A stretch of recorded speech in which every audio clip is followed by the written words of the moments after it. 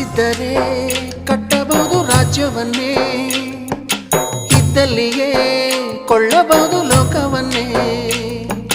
ತಾಯಿಯ ದಯ ಹನಿಯು ಸಿಗುವುದೇ ನಮ್ಮ, ಕೋಟಿ ಕೊಟ್ಟರು ಅದನ್ನು ತರುವರಾರಮ್ಮ. ಅವಳ ಮಡಿಲ ಸುಖ ದೊರೆತರೆ ಕೊನೆ ತನಕ, ಎಂಥ ಭಾಗ್ಯ ಕಂದ ಈ ನಿನ್ನ ಬಾಳಿಗೆ.